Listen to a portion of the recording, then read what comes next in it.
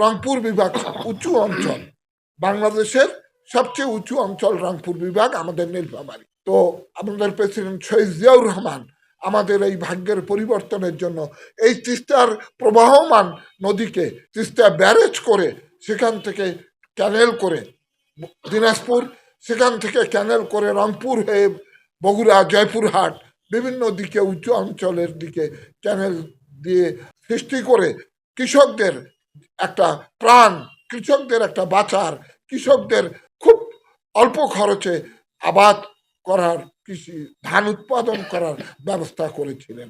এবং হিংসা করে এই তিস্তা ব্যারেজের কয়েক কিলোমিটার সম্মুখে ভারতের এলাকায় গজলডোবা ব্যারেজ করলো। গজলডোবা ব্যারেজ করে তিস্তাকে অকার্যকর করে দিল।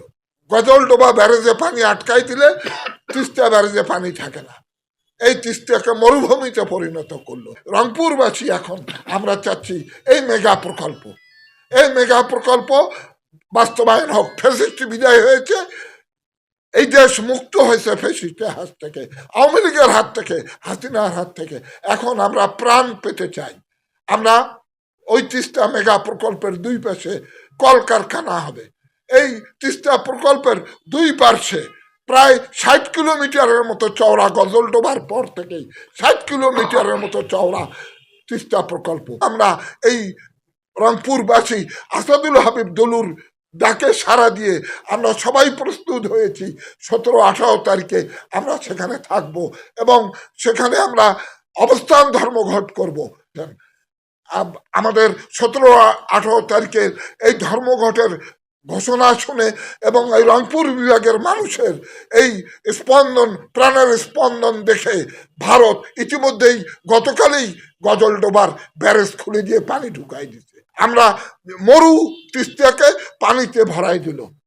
এটা প্রমাণ হয়েছে যে ভারত এটাকে মরুভূমিতে পরিণত করে। আগামী 2 দিন ব্যাপী যে আমাদের তিস্তার পারে যে আমাদের অবস্থান ধর্মঘট, এটা একটা সামাজিক একটা আন্দোলন।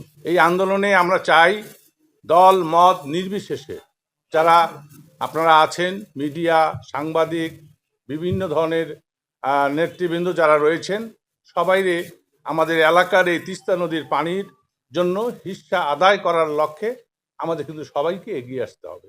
আমরা দীর্ঘ সময় ধরে এই কাজগুলো করে আসছি এবং আমাদের এই এলাকার ব্যাপক সাড়া আমরা পেয়েছি।